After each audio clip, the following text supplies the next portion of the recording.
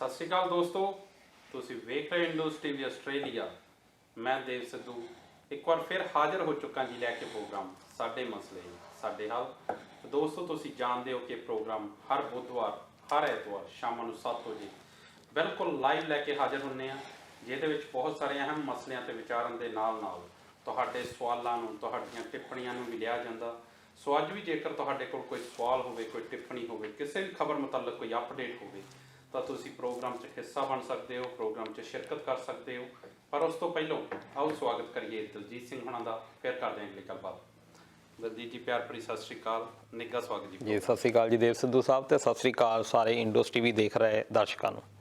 ਤੇ ਆਸ ਕਰਦੇ ਹਾਂ ਤੁਸੀਂ ਤੰਦਰੁਸਤ ਹੋਵੋਗੇ, ਖੁਸ਼ ਹੋਵੋਗੇ ਜੀ। ਦਲਜੀਤ ਜੀ, ਮੈਂ ਸ਼ੁਰੂਆਤ ਕਰਨੀ ਚਾਹੂੰਗਾ ਧੀਆਂ ਤੋਂ। ਧੀਆਂ ਨੂੰ ਅਕਸਰ ਜਿਹੜਾ ਪੁੱਤਾਂ ਤੋਂ ਛੋਟਾ ਆਂਕਿਆ ਜਾਂਦਾ, ਇਹ ਕਿਤੇ ਨਾ ਕਿਤੇ ਸਾਡੀ ਜਿਹੜੀ ਸਮਾਜ ਦੀ ਮਾਨਸਿਕਤਾ ਰਹੀ ਆ ਕਿ ਧੀਆਂ ਕਮਜ਼ੋਰ ਹੁੰਦੀਆਂ, ਪਰਿਵਾਰ ਤੇ ਬੋਝ ਹੁੰਦੀਆਂ। ਪਰ ਜਲੰਧਰ ਦੀ ਇੱਕ ਧੀ, ਪੰਜਾਬ ਦੀ ਇੱਕ ਧੀ ਕੁਸਮ, ਉਸਨੇ ਇਹ ਜਿਹੜੀਆਂ ਸਾਰੇ ਦਾਅਵੇ ਆ ਇਹਨਾਂ ਨੂੰ ਝੁਠਲਾਉਂਦਿਆਂ ਨਾ ਕਿ ਸਿਰਫ ਆਪਣੇ ਪਰਿਵਾਰ ਦਾ ਸਿਰ ਉੱਚਾ ਕੀਤਾ, ਬਲਕਿ ਜਿਹੜੀ ਵਿਸ਼ਵ ਦੀ ਹਰ ਧੀ ਦਾ ਸਿਰ ਉੱਚਾ ਕੀਤਾ। ਮੇਰੇ ਖਿਆਲ ਸਾਡੇ ਸਾਰੇ ਦੋਸਤਾਂ ਨੇ, ਆਪਾਂ ਸਾਰਿਆਂ ਨੇ ਉਹ ਵੀਡੀਓ ਜਿਹੜੀ ਆ ਪਿਛਲੇ 1-2 ਦਿਨਾਂ ਤੋਂ ਸੋਸ਼ਲ ਮੀਡੀਆ ਤੋਂ ਵਾਇਰਲ ਹੋ ਰਹੀ ਆ, ਆਪਾਂ ਸਾਰਿਆਂ ਨੇ ਉਹ ਵੀਡੀਓ ਵੇਖੀ ਕਿ ਕਿਸ ਤਰ੍ਹਾਂ ਕੁਸਮ ਨੇ ਜਿਹੜੇ ਲੁਟੇਰਿਆਂ ਨਾਲ ਲੋਹਾ ਲਿਆ, ਕਿੱਦਾਂ ਉਹ ਲੜੀ ਡਟੀ ਤੇ ਆਪਣਾ ਗੁੱਟ ਵੱਢੇ ਜਾਣ ਦੇ ਬਾਵਜੂਦ ਵੀ ਇੱਕ ਲੁਟੇਰੇ ਨੂੰ ਕਾਬੂ ਕਰਕੇ ਰੱਖਿਆ।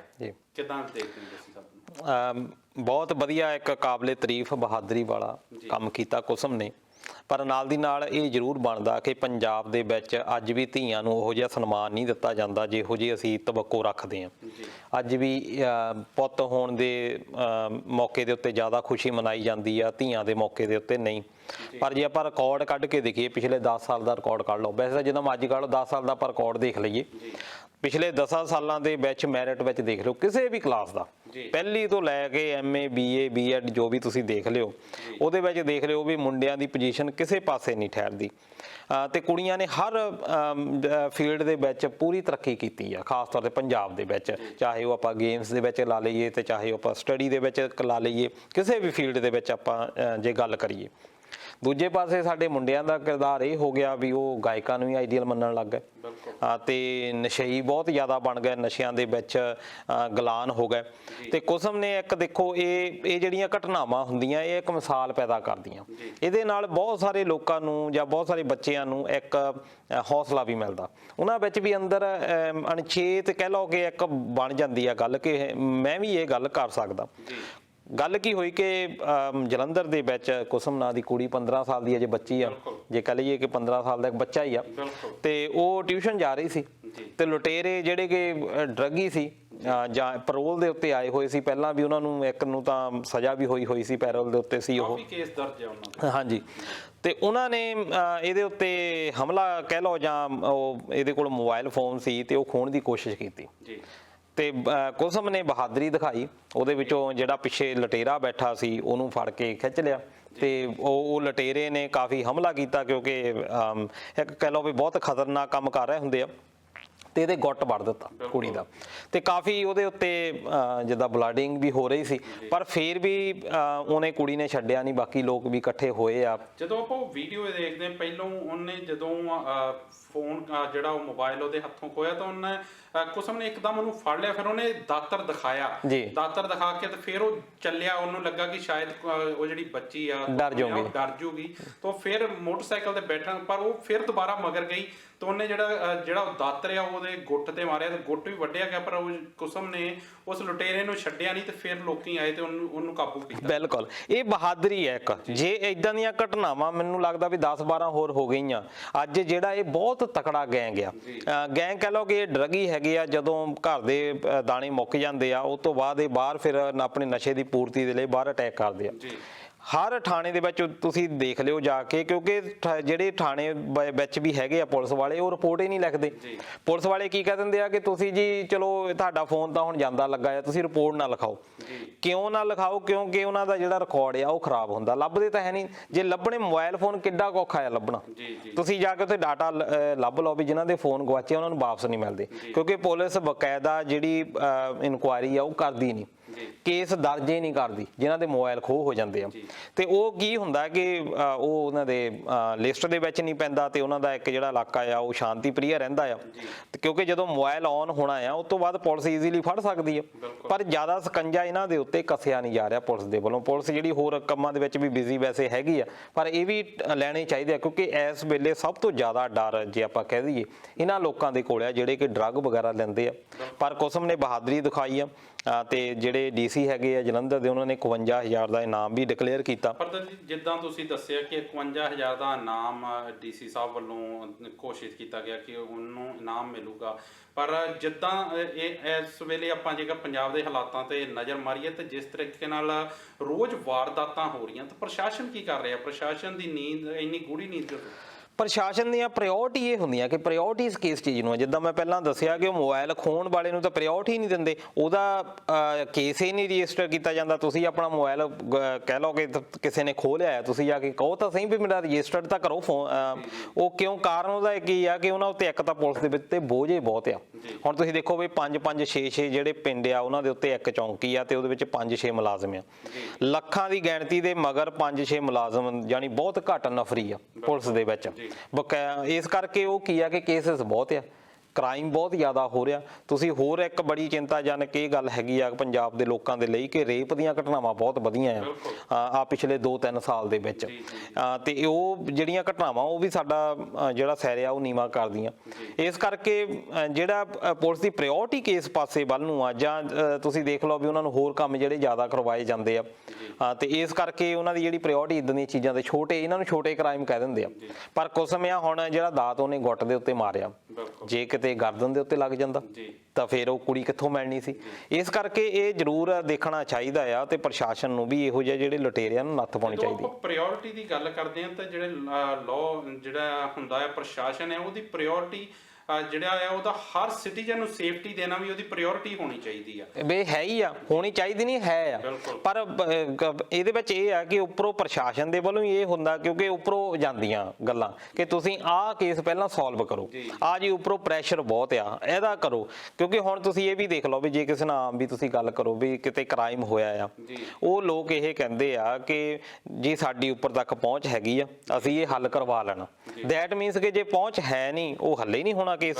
ਇਸ ਕਰਕੇ ਪਹੁੰਚ ਜਿਹੜੀ ਉੱਥੇ ਬਹੁਤ ਬਕਾਇਦਾ ਮੰਨੀ ਜਾਂਦੀ ਆ। ਪਰ ਇਹ ਪ੍ਰਸ਼ਾਸਨ ਦੀ ਜ਼ਿੰਮੇਵਾਰੀ ਆ, ਉਹ ਇੱਕ ਸੇਵਕ ਹੈਗੇ ਆ। ਪੁਲਿਸ ਵਾਲੇ ਆਫੀਸਰ ਰੈਂਕ ਦੇ ਵਿੱਚ ਨਹੀਂ ਆਉਂਦੇ, ਇਹ ਸੇਵਕ ਦੇ ਤੌਰ ਦੇ ਉੱਤੇ ਆਉਂਦੇ ਆ, ਪਰ ਇਹ ਆਪਣੇ ਆਪ ਨੂੰ ਦੱਸਦੇ ਨਹੀਂ ਕਿ ਅਸੀਂ ਜਨਤਾ ਦੇ ਸੇਵਕ ਆ। ਤੇ ਜਨਤਾ ਦੇ ਜਿਹੜੇ ਸੇਵਕ ਆ ਉਹਨਾਂ ਨੂੰ ਜਨਤਾ ਦੀ ਸੇਵਾ ਕਰਨੀ ਉਹਨਾਂ ਦਾ ਮੁੱਢਲਾ ਕਰਤੱਵ ਆ। ਜੀ ਦਲਜੀਤ ਜੀ, ਤੁਹਾਨੂੰ ਯਾਦ ਹੋਣਾ ਕਿ ਪਿੱਛੇ ਜੇ ਇੱਕ ਹਰਜੀਤ ਸਿੰਘ ਨਾਮ ਦੇ ਪੁਲਿਸ ਅਫਸਰ ਦਾ ਵੀ ਇਦਾਂ ਆਪਣੀ ਡਿਊਟੀ ਕਰਦਿਆਂ ਤੇ ਗੁੱਟ ਵੱਢਿਆ ਗਿਆ ਸੀ, ਤਾਂ ਉਦੋਂ ਉਹਨਾਂ ਦੇ ਨਾਮ ਤੇ ਬਹੁਤ ਵੱਡੀ ਲਹਿਰ ਚੱਲੀ ਸੀ। ਬਹੁਤ ਸਾਰੇ ਸਿੰਗਰਾਂ ਨੇ, ਬਹੁਤ ਸਾਰੇ ਪੁਲਿਸ ਅਫਸਰਾਂ ਨੇ ਉਸ ਲਹਿਰ 'ਚ ਹਿੱਸਾ ਲਿਆ ਕਿ ਮੈਂ ਵੀ ਹਰਜੀਤ ਸਿੰਘ।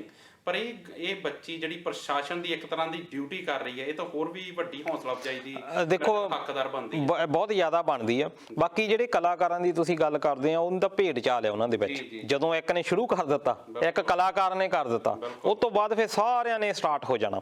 ਉਹ ਅਸਲ ਵਿੱਚ ਆਪ ਨਹੀਂ ਡਿਸੀਜਨ ਲੈਂਦੇ, ਉਹ ਇਹ ਦੇਖਦੇ ਆ ਕਲਾਕਾਰਾਂ ਦਾ ਤਾਂ ਇਹ ਆ ਕਿ ਜਿੱਧਰ ਨੂੰ ਹਵਾ ਜਾਂਦੀ ਆ ਉਧਰ ਨੂੰ ਹੀ ਉਹ ਜਾਣਾ ਸ਼ੁਰੂ ਕਰ ਦਿੰਦੇ ਆ। ਹੋਰ ਬਹੁਤੀ ਉਹਨਾਂ ਦੀ ਵੱਡੀ ਦੇਣ ਨਹੀਂ। ਪਰ ਇਹਨਾਂ ਨੇ, ਪ੍ਰਸ਼ਾਸਨ ਨੇ ਬਹੁਤ ਵਧੀਆ ਗੱਲ ਕੀਤੀ ਕਿ ਇਹਨਾਂ ਨੇ ਇੱਕ ਦਾਦੀ ਦੀ ਲਾਡਲੀ ਇੱਕ ਅਵਾਰਡ ਸ਼ੁਰੂ ਕੀਤਾ। ਉਹਦੇ ਵਿੱਚ ਉਹਨਾਂ ਨੇ ਇਹੋ ਜਿਹੀਆਂ ਜਿਹੜੀਆਂ ਬੱਚੀਆਂ ਆ ਜਿਹੜੀਆਂ ਸਮਾਜ ਦੇ ਵਿੱਚ ਕੁਛ ਨਾ ਕੁਛ ਬਹਾਦਰੀ ਦਾ ਕੰਮ ਕਰਦੀਆਂ, ਜ਼ਰੂਰੀ ਨਹੀਂ ਵੀ ਇਦਾਂ ਦਾ ਕੋਈ ਕੇਸ, ਹੋਰ ਵੀ ਬਹੁਤ ਬਹਾਦਰੀ ਦੇ ਕੇਸ ਹੈਗੇ ਆ, ਉਹਦੇ ਵਿੱਚ ਦੇਖਿਆ ਜਾਵੇ ਕਿ ਕਿਸ ਤਰੀਕੇ ਦੇ ਨਾਲ ਉਹਨਾਂ ਨੇ ਕੰਮ ਕੀਤਾ ਆ। ਫਿਰ ਉਹਦਾ ਅਵਾਰਡ ਰੱਖਿਆ ਆ। ਪਹਿਲਾ ਇਨਾਮ ਜਿਹੜਾ 10,000 ਆ, ਦੂਜਾ 5,000 ਆ, ਫਿਰ 2,000 ਆ। ਇਹ ਹੋ ਸਕਦਾ ਬਹੁਤ ਵੱਡਾ ਇਨਾਮ ਨਾ ਹੋਵੇ, ਪਰ ਇਹ ਆ ਕਿ ਤੁਹਾਡੇ ਵਿੱਚ ਹੌਸਲਾ, ਜਜ਼ਬਾ ਜਿਹੜਾ ਕਿ ਇੱਕ ਹੁਣ ਸਾਡੇ ਵਿੱਚ ਮਰਦਾ ਜਾ ਰਿਹਾ, ਉਹਨੂੰ ਉਠਾਉਣ ਦੇ ਲਈ ਖਾਸ ਤੌਰ ਤੇ ਬੱਚਿਆਂ ਦੇ ਵਿੱਚ ਬੜਾ ਲੋੜੀਂਦਾ। ਪਰ ਇਹ ਚਲੋ ਹੌਸਲਾ ਅਫਜ਼ਾਈ ਲਈ ਇਹ ਸਭ ਕੁਝ ਕੀਤਾ ਜਾਣਾ ਚਾਹੀਦਾ, ਪਰ ਸਾਡੇ ਮੇਰੇ ਖਿਆਲ ਪ੍ਰਸ਼ਾਸਨ ਨੂੰ ਕਿਤੇ ਨਾ ਕਿਤੇ ਜਿਹੜੀਆਂ ਇਹ ਚੀਜ਼ਾਂ ਆ ਇਹਨਾਂ ਨੂੰ ਨੱਥ ਪਾਉਣੀ ਪੈਣੀ, ਕਿਉਂਕਿ ਇਸ ਤੋਂ ਵਾਰਦਾਤਾਂ ਬਹੁਤ ਜ਼ਿਆਦੀਆਂ ਵੱਧਦੀਆਂ ਜਾਂਦੀਆਂ। ਸੋ ਜਿਹੜੀ ਸਾਡੀ ਸਰਕਾਰ ਦੀ ਮੁੱਢਲੀ ਜ਼ਿੰਮੇਵਾਰੀ ਹੈ ਉਹ ਆਪਣੇ ਸਿਟੀਜ਼ਨਸ ਨੂੰ ਸੁਰੱਖਿਆ ਦੇਣੀ ਹੈ, ਤੇ ਉਹ ਕਿਤੇ ਨਾ ਕਿਤੇ ਖੁੰਝਦੀ ਹੈ ਇਸ ਚੀਜ਼ ਤੋਂ। ਜੀ ਬਿਲਕੁਲ। ਤੇ ਦਲਜੀਤ ਜੀ, ਇਸ ਤੋਂ ਬਾਅਦ ਮੈਂ ਜੇਕਰ ਅਗਲੀ ਗੱਲ ਕਰਾਂ ਤਾਂ ਹਾਲ ਵਿੱਚ ਹੀ ਇੱਕ ਰਿਪੋਰਟ ਸਾਹਮਣੇ ਆਈ ਹੈ 2019 ਦੇ ਵਿੱਚ ਭਾਰਤ ਦੇ ਵਿੱਚ ਰੋਜ਼ਾਨਾ ਜੇਕਰ ਔਸਤ ਕੱਟੀ ਜਾਵੇ ਤਾਂ 381 ਖੁਦਕੁਸ਼ੀਆਂ ਹੋ ਜਾਂਦੀਆਂ। ਇਸ ਤੇ ਕੀ ਕਹਿਣਾ ਚਾਹੋਗੇ? ਪੂਰੇ ਵਰਲਡ ਦੇ ਵਿੱਚ ਕੋਈ 80 ਕੁ ਲੱਖ ਦੇ ਕਰੀਬ ਲੋਕ ਸੁਸਾਈਡ ਦੇ ਨਾਲ ਮਰਦੇ ਆ ਜੀ। ਭਾਰਤ ਦੀ ਵਸੋਂ ਜਿਹੜੀ ਆ ਪੂਰੇ ਵਰਲਡ ਦੇ ਵਿੱਚ 17.5% ਦੇ ਕਰੀਬ ਬਣਦੀ ਆ ਤੇ ਇੱਥੇ ਜਿਹੜੀ ਖੁਦਕੁਸ਼ੀਆਂ ਦੀ ਰੇਟਿੰਗ ਆ ਉਹ 17% ਆ। ਇਹ ਬੜੀ ਇੱਕ ਦੁਖਦ ਆ ਕਿ ਅੱਜ ਵੀ ਸਾਡੇ ਜਿਹੜੇ ਲੋਕ ਆ ਉਹ ਆਪਣੀ ਜਾਨ ਆਪ ਦਿੰਦੇ ਆ। ਇੱਕ ਸਾਲ ਦੇ ਵਿੱਚ ਇਹ ਮੰਨਿਆ ਜਾਂਦਾ ਵੀ 1,39,000 ਜਾਨੀ 2019 ਦੇ ਵਿੱਚ 1,39,000 ਤੋਂ ਜ਼ਿਆਦਾ ਲੋਕਾਂ ਨੇ ਸੁਸਾਈਡ ਕੀਤਾ। ਪਰ ਬਹੁਤ ਸਾਰੇ ਲੋਕ ਇਦਾਂ ਦੇ ਆ ਜਿਹੜੇ ਕਿ ਸੁਸਾਈਡ ਦੀ ਰਜਿਸਟ੍ਰੇਸ਼ਨ ਨਹੀਂ ਕਰਵਾਉਂਦੇ ਕਿਉਂਕਿ ਉਹਨਾਂ ਨੂੰ ਇਹ ਹੁੰਦਾ ਕਿ ਸੁਸਾਈਡ ਕਰ ਲੈਂਦੇ ਆ ਉਹ ਜਲਦੀ ਤੋਂ ਜਲਦੀ। ਪਿੰਡਾਂ ਦੇ ਵਿੱਚ ਵੀ ਰੁਝਾਨ ਇਹ ਹੈਗਾ ਕਿ ਜਲਦੀ ਤੋਂ ਜਲਦੀ ਸੰਸਕਾਰ ਕਰ ਦਿਓ ਕਿਉਂਕਿ ਕਿਹੜਾ ਬੰਦਾ ਚੱਕਰਾਂ ਦੇ ਵਿੱਚ ਪੁਲਿਸ ਦੇ ਵਿੱਚ ਪਾਊਗਾ। ਕਿਉਂਕਿ ਕਾਰਨ ਇਹਦੇ ਵਿੱਚ ਇਹੀ ਹੁੰਦਾ ਕਿ ਪਰਿਵਾਰਕ ਕੋਈ ਕਲੇਸ਼ ਜਾਂ ਕੋਈ ਘਰੇਲੂ ਕੋਈ ਇਦਾਂ ਦੀ ਗੱਲਬਾਤ ਹੋ ਜਾਂਦੀ ਆ, ਵਪਾਰ ਵਿੱਚ ਘਾਟਾ ਹੋ ਜਾਂਦਾ ਆ ਜਾਂ ਵਿਆਹ ਸੰਬੰਧੀ ਕੋਈ ਸਮੱਸਿਆਵਾਂ ਆ ਜਾਂਦੀਆਂ। ਉਹ ਜਿਹੜੀਆਂ ਸਮੱਸਿਆਵਾਂ ਹੁੰਦੀਆਂ ਤਾਂ ਨਿੱਜੀ ਆ, ਇਸ ਕਰਕੇ ਉਹ ਘਰ ਵਾਲੇ ਵੀ ਹੁੰਦੇ ਆ ਕਿ ਇਹਨਾਂ ਨੂੰ ਜਿਹੜਾ ਲੁਕੋ ਦਿੱਤਾ ਜਾਵੇ। ਇਸ ਕਰਕੇ ਰੇਸ਼ੋ ਜਿਹੜੀ ਆ ਬਹੁਤ ਜ਼ਿਆਦਾ ਬਣਦੀ ਆ। ਪਰ 5 ਸੂਬੇ ਭਾਰਤ ਦੇ ਇਦਾਂ ਦੇ ਆ ਜਿਨ੍ਹਾਂ ਦੇ ਵਿੱਚ ਬਹੁਤ ਜ਼ਿਆਦਾ 50% ਤੋਂ ਉੱਪਰ ਜ਼ਿਆਦਾ ਜਿਹੜੀਆਂ ਆ ਇਹਨਾਂ 5 ਸੂਬਿਆਂ ਦੇ ਵਿੱਚ ਹੁੰਦੀਆਂ। ਉਹਨਾਂ ਦੇ ਵਿੱਚ ਮਹਾਰਾਸ਼ਟਰ, ਤਾਮਿਲਨਾਡੂ, ਪੱਛਮੀ ਬੰਗਾਲ ਇਹ ਸੂਬੇ ਹੈਗੇ ਆ ਤੇ ਪੰਜਾਬ ਦੇ ਵਿੱਚ ਵੀ ਬਹੁਤ ਜ਼ਿਆਦਾ ਹੈਗਾ। ਤੇ ਪੰਜਾਬ ਦੇ ਵਿੱਚ ਇਹ ਆ ਦੁਖਦਾਈ ਪਹਿਲੂ ਕਿ ਸਭ ਤੋਂ ਜ਼ਿਆਦਾ ਜਿਹੜੀਆਂ ਹੱਤਿਆਵਾਂ ਆ ਉਹ ਜਾਂ ਖੇਤ ਮਜ਼ਦੂਰ ਕਰਦੇ ਆ ਜਾਂ ਪੰਜਾਬ ਦੇ ਕਿਸਾਨ ਕਰਦੇ ਆ। ਉਹ ਜਿਹੜਾ ਪਰ ਉਹਨਾਂ ਦੇ ਉੱਤੇ ਕੰਮ ਨਹੀਂ ਕੀਤਾ ਜਾ ਰਿਹਾ। ਹੁਣ ਜੇ ਆਪਾਂ ਮਹਾਰਾਸ਼ਟਰ ਦੀ ਗੱਲ ਵੀ ਕਰ ਲਈ, ਉੱਥੇ ਸੋਕੇ ਦੇ ਨਾਲ ਪੀੜਤ ਇੰਨਾ ਸੋਕਾ ਜ਼ਿਆਦਾ ਪੈ ਜਾਂਦਾ ਕਿ ਕਿਸਾਨੀ ਤਬਾਹ ਹੋ ਜਾਂਦੀ ਆ। ਜਿਹੜੇ ਲੋਕ ਅੱਜ ਵੀ ਕਿਸਾਨੀ ਦੇ ਉੱਤੇ ਬੈਠੇ ਆ ਉਹਨਾਂ ਨੂੰ ਕੋਈ ਅਲਟਰਨੇਟਿਵ ਅਜੇ ਤੱਕ ਦਿੱਤਾ ਨਹੀਂ ਗਿਆ। ਕੁਛ ਇਦਾਂ ਦੇ ਸੂਬੇ ਹੈਗੇ ਆ ਜਿਨ੍ਹਾਂ ਦੇ ਵਿੱਚ ਹੜ੍ਹ ਬਹੁਤ ਆ ਜਾਂਦੇ ਆ, ਉਹਨਾਂ ਦੇ ਨਾਲ ਫਸਲ ਜਿਹੜੀ ਆ ਤਬਾਹ ਹੋ ਜਾਂਦੀ ਆ।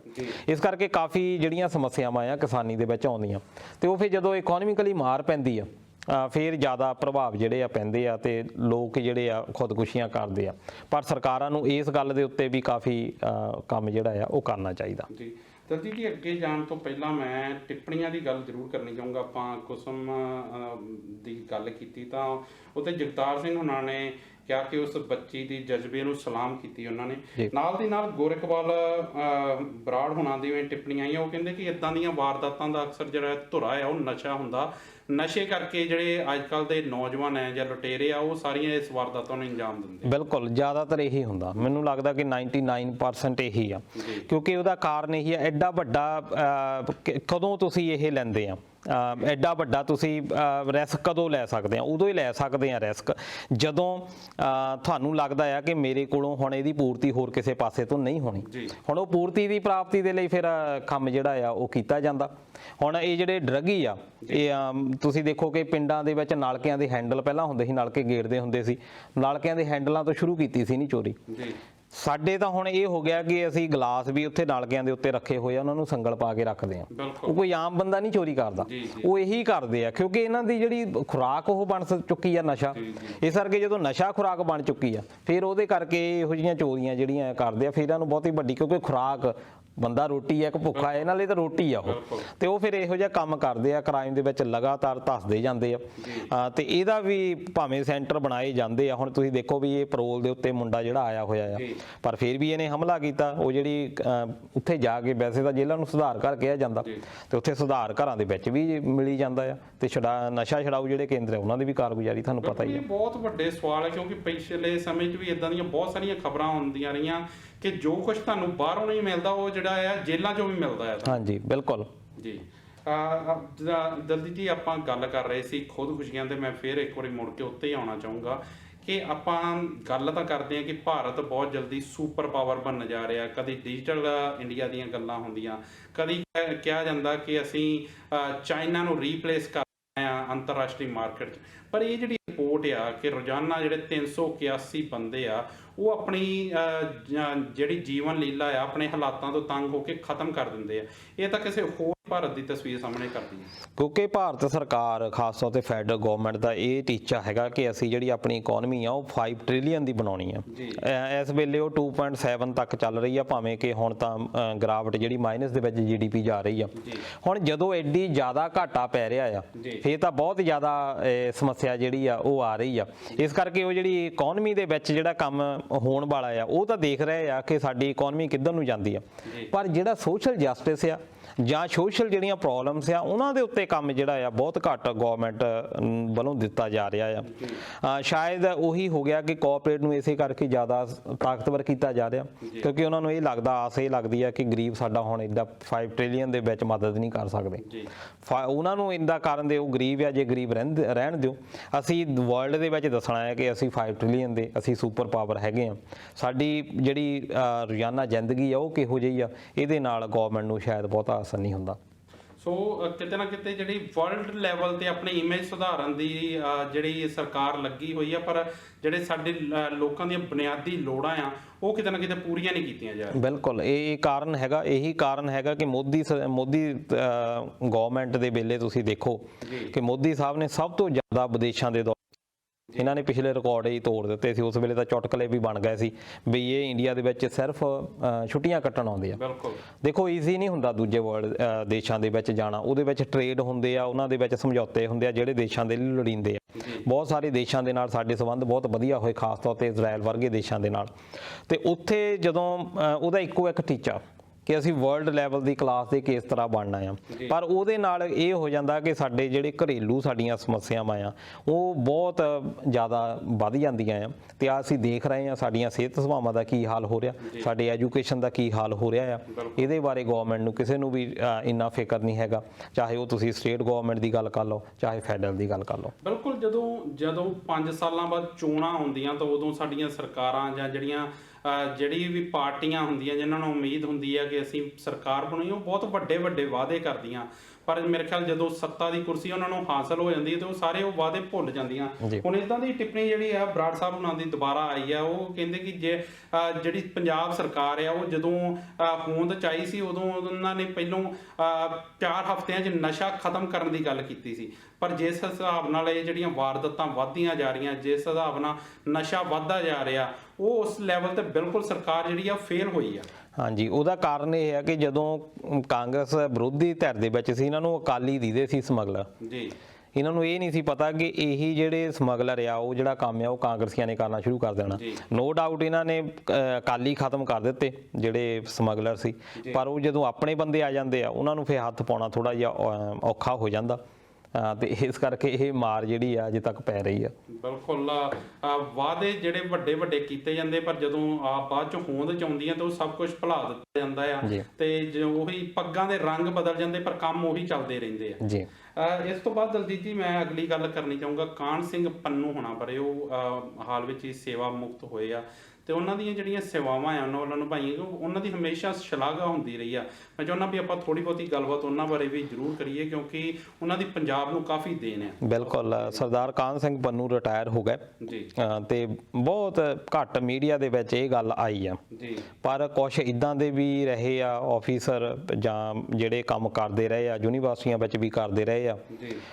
ਉਹਨਾਂ ਦਾ ਤਾਂ ਲਾਈਵ ਵੀ ਪ੍ਰੋਗਰਾਮ ਮੀਡੀਆ ਨੇ ਕੀਤਾ ਕਿ ਜਦੋਂ ਰਿਟਾਇਰ ਹੁੰਦੇ ਆ ਉਹ ਬਹੁਤ ਜ਼ਿਆਦਾ ਖਬਰਾਂ ਲਾਈਆਂ ਜਾਂਦੀਆਂ, ਵਧਾਈਆਂ ਵੀ ਦਿੱਤੀਆਂ ਜਾਂਦੀਆਂ ਲੀਡਰਾਂ ਦੇ ਦੁਆਰਾ ਵੀ, ਜਦ ਕਿ ਉਹਨਾਂ ਦੀ ਕੋਈ ਏਡੀ ਵੱਡੀ ਉਪਲਬਧੀ ਨਹੀਂ ਹੁੰਦੀ। ਪਰ ਕਾਹਨ ਸਿੰਘ ਪੰਨੂ ਵਰਗਾ ਜਦੋਂ ਬੰਦਾ ਸ਼ਖਸ IAS ਆਫੀਸਰ ਰਿਟਾਇਰ ਹੁੰਦਾ ਆ ਤੇ ਬਹੁਤੀ ਮੀਡੀਆ ਦੇ ਵਿੱਚ ਹਲਚਲ ਨਹੀਂ ਹੁੰਦੀ। ਪਰ ਅਸੀਂ ਚਾਹੁੰਦੇ ਆ ਵੀ ਉਹ ਕਾਹਨ ਸਿੰਘ ਪੰਨੂ ਹੁਣਾਂ ਦੀ ਜਿਹੜੀਆਂ ਸੇਵਾਵਾਂ ਆ ਉਹ ਫੇਰ ਇੱਕ ਵਾਰੀ ਯਾਦ ਕੀਤੀਆਂ ਜਾਣ, ਕਿਉਂਕਿ ਸਾਨੂੰ ਵੀ ਆਏ ਭੁੱਲਣ ਦੀ ਆਦਤ ਆ ਕਿ ਅਸੀਂ ਉਦੋਂ ਤਾਂ ਅਸੀਂ ਫੇਸਬੁੱਕ ਦੇ ਉੱਤੇ ਇੱਦਾਂ ਕੰਮ ਚੱਕ ਦਿੰਦੇ ਆ ਵੀ ਇਹ ਸਾਡਾ ਆਈਡੀਅਲ ਆ, ਅਸੀਂ ਇਹਦਾ ਬਹੁਤ ਦੇਖ ਰਹੇ ਆ ਕੰਮ, ਪਰ ਉਸ ਤੋਂ ਬਾਅਦ ਕੀ ਹੁੰਦਾ ਆ ਕਿ ਉਸ ਤੋਂ ਬਾਅਦ ਫਿਰ ਅਸੀਂ ਭੁੱਲ ਜਾਂਦੇ ਆ। ਬਿਲਕੁਲ ਇਸੇ ਤਰ੍ਹਾਂ ਦਾ ਤਰੀਕਾ ਜਿਹੜਾ ਆ ਉਹ ਕਾਹਨ ਸਿੰਘ ਪੰਨੂ ਹੁਣਾਂ ਦੇ ਨਾਲ ਹੋਇਆ ਤੇ ਕਾਹਨ ਸਿੰਘ ਪੰਨੂ ਹੁਣੀ ਸਭ ਤੋਂ ਪਹਿਲਾਂ ਤੁਸੀਂ ਦੇਖ ਲਓ ਵੀ ਉੱਤਰਾਖੰਡ ਦੇ ਵਿੱਚ ਜਦੋਂ ਆਇਆ ਹੜ੍ਹ ਆ ਗਿਆ ਸੀ ਤੇ ਸਾਡੇ ਪੰਜਾਬੀ ਉੱਥੇ ਫਸੇ ਹੋਏ ਸੀ, ਕਿਸੇ ਪਾਸੇ ਨੂੰ ਰਸਤਾ ਨਹੀਂ ਸੀ ਮਿਲ ਰਿਹਾ ਨਿਕਲਣ ਨੂੰ।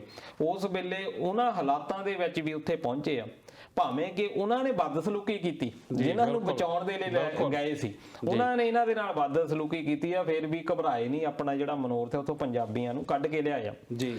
ਫਿਰ ਇਹ ਜ਼ਿਆਦਾ ਉਸ ਵੇਲੇ ਵੀ ਸੁਰਖੀਆਂ ਦੇ ਵਿੱਚ ਰਹੇ ਆ ਜਦੋਂ ਇਹ ਪੰਜਾਬ ਐਜੂਕੇਸ਼ਨ ਬੋਰਡ ਦੇ ਵਿੱਚ ਰਹੇ ਆ। ਉੱਥੇ ਇੱਕ ਬਹੁਤ ਸਕੈਂਡਲ ਹੋਇਆ ਸੀਗਾ ਕਿਤਾਬਾਂ ਦੇ ਵਿੱਚ ਤੇ ਸਿਕੰਦਰ ਸਿੰਘ ਮਲੂਕਾ ਉਦੋਂ ਮੰਤਰੀ ਸੀਗੇ ਜੀ। ਉਸ ਵੇਲੇ ਸਰਦੂਲਗੜ੍ਹ ਦੀ ਇੱਕ ਫਰਮ ਨੂੰ ਜਿਹੜੇ ਠੇਕਾ ਦਿੱਤਾ ਗਿਆ ਸੀ ਤੇ ਬਹੁਤ ਵੱਡੇ ਰੇਟ ਦੇ ਵਿੱਚ ਦਿੱਤਾ ਗਿਆ ਸੀ ਤੇ ਉਦੋਂ ਕਰੋੜਾਂ ਦਾ ਘੁਟਾਲਾ ਸੀ। ਇਹਨਾਂ ਨੇ ਕੱਢ ਕੇ ਜਦ ਕਿ ਗਵਰਨਮੈਂਟ ਵੀ ਪ੍ਰਕਾਸ਼ ਸਿੰਘ ਬਾਦਲ ਹੋਣਾ ਦੀ ਸੀ ਜੀ, ਇਹਨਾਂ ਨੇ ਸਿਕੰਦਰ ਸਿੰਘ ਮਲੂਕਾ ਨੇ ਸਭ ਤੋਂ ਪਹਿਲਾਂ ਟਾਰਗੇਟ ਇਹਨਾਂ ਨੇ ਕਰਨਾ ਉਹਨਾਂ ਨੂੰ ਸ਼ੁਰੂ ਕੀਤਾ। ਸਿਕੰਦਰ ਸਿੰਘ ਮਲੂਕਾ ਦੇ ਬਾਰੇ ਸਾਰੇ ਜਾਣਦੇ ਹੀ ਆ, ਆਸਟ੍ਰੇਲੀਆ ਵਾਲੇ ਵੀ ਜਾਣਦੇ ਆ, ਇੱਥੇ ਕਾਫੀ ਤੁਸੀਂ ਵੈਲਕਮ ਕੀਤਾ ਸੀ ਉਹਨਾਂ ਦਾ ਜੀ। ਤੇ ਉਸ ਤੋਂ ਬਾਅਦ ਉਹ ਜ਼ਿਆਦਾ ਆਏ ਆ ਸੁਰਖੀਆਂ ਦੇ ਵਿੱਚ।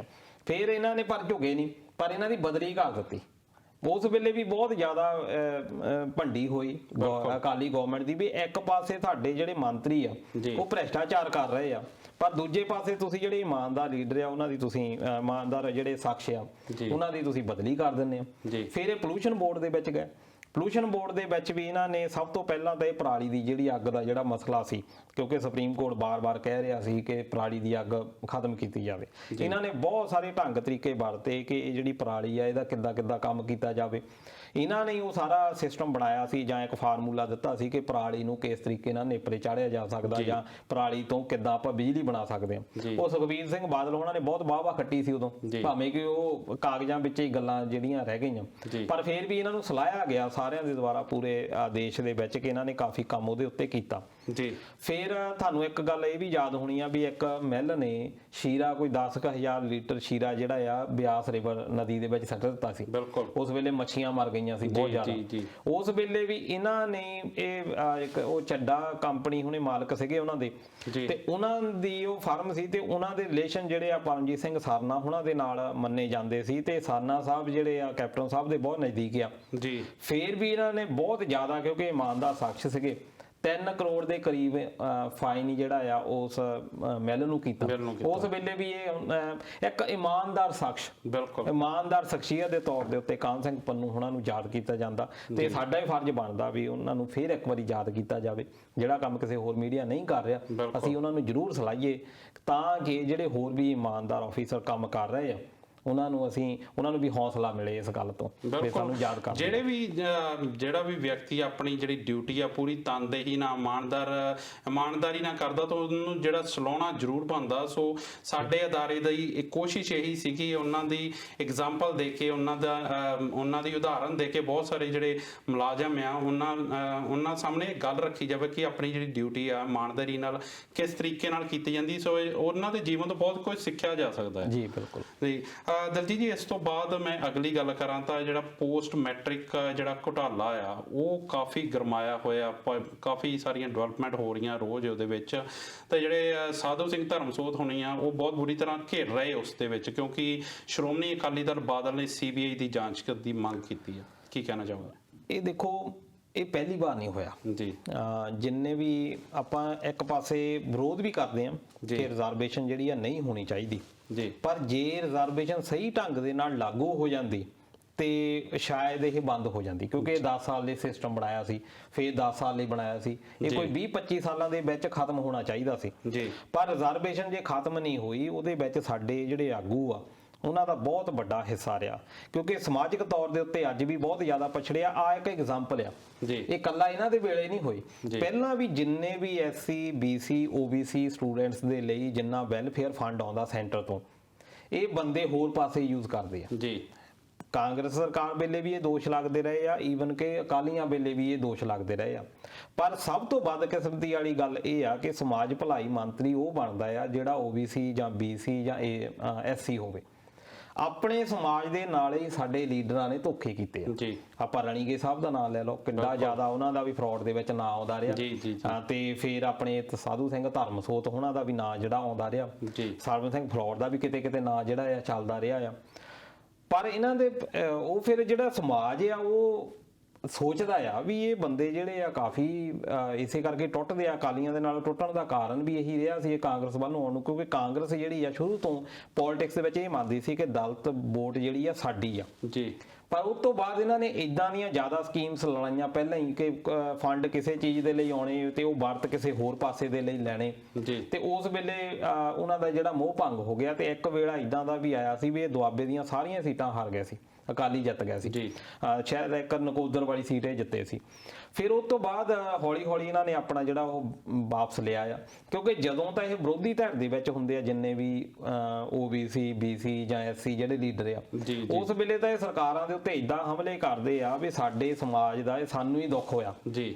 ਪਰ ਜਦੋਂ ਇਹ ਸੱਤਾ ਦੇ ਵਿੱਚ ਆ ਜਾਂਦੇ ਆ ਇਹ ਘੁੰਗਣੀਆਂ ਪਾ ਲੈਂਦੇ ਆ। ਬਿਲਕੁਲ। ਪਵਨ ਕੁਮਾਰ ਟੀਨੂ ਦੀ ਤੁਸੀਂ ਗੱਲ ਲਾ ਲਓ, ਚੱਲਣ ਕਾਂਡ ਵੇਲੇ ਉਹ ਕਿੱਦਾਂ ਬੋਲਦੇ ਹੁੰਦੇ ਸੀ, ਜਦੋਂ ਅਕਾਲੀਆਂ ਦੇ ਵਿੱਚ ਆ ਤਾਂ ਹੁਣ ਉਹ ਦੇਖ ਲਓ ਵੀ ਕਿੱਦਾਂ ਬੋਲਦੇ ਆ। ਜੀ ਜੀ। ਤੇ ਇਸ ਕਰਕੇ ਇਹਨਾਂ ਦਾ ਜਿਹੜਾ ਉਹ ਜਿਹੜਾ ਪੋਸਟ ਮੈਟ੍ਰਿਕ ਇਹ ਜਿਹੜੀ ਆਉਂਦੀ ਆ ਸਕਾਲਰਸ਼ਿਪ, ਇਹ ਸਰਕਾਰ ਵੱਲੋਂ ਆਉਂਦੀ ਆ ਕਿ ਜਿਹੜੇ ਗਰੀਬ ਹੈਗੇ ਆ ਵਿਦਿਆਰਥੀ ਜੀ ਵੀ ਜਿਨ੍ਹਾਂ ਦੇ ਉਹਨਾਂ ਨੂੰ ਸਹਾਇਤਾ ਦਿੱਤੀ ਜਾਵੇ, ਕਿਉਂਕਿ ਕਾਲਜ ਦੀਆਂ ਫੀਸਾਂ ਬਹੁਤ ਆ ਜੀ, ਕਿ ਆਮ ਬੰਦਾ ਜਿਹੜਾ ਆ ਮਜ਼ਦੂਰ ਬੰਦਾ ਆ ਉਹ ਪੜ੍ਹਾ ਨਹੀਂ ਸਕਦਾ, ਜਿਹੜਾ ਆਰਥਿਕ ਤੌਰ ਤੇ ਬਹੁਤ ਜ਼ਿਆਦਾ ਪਛੜਿਆ ਹੋਇਆ। ਬਿਲਕੁਲ। ਹੁਣ ਉਹ ਜਿਹੜੀ ਸਕਾਲਰਸ਼ਿਪ ਆਈ ਆ ਉਹਦੇ ਵਿੱਚ ਇਹ ਪਾਇਆ ਗਿਆ ਕਿ ਇਹ ਕਹਿੰਦੇ ਆ ਵੀ 65 ਕਰੋੜ ਤੋਂ ਇਹ 70 ਕਰੋੜ, ਵੈਸੇ ਮੰਨਦੇ ਆ ਵੀ 65 ਤੋਂ 60 ਕਰੋੜ ਜੀ, ਪਰ ਕੁਝ ਏਜੰਸੀਆਂ ਵੀ ਕਹਿ ਰਹੀਆਂ ਕਿ 55 ਕਰੋੜ ਤੋਂ ਲੈ ਕੇ 70 ਕਰੋੜ ਤੱਕ ਇਹ ਜਿਹੜਾ ਫੰਡ ਆਇਆ ਇਹ ਪਤਾ ਹੀ ਨਹੀਂ ਕਿੱਥੇ ਗਿਆ ਜੀ। ਹੁਣ ਇਹ ਫੰਡ ਕਿੱਥੇ ਚਲੇ ਗਿਆ ਜੀ।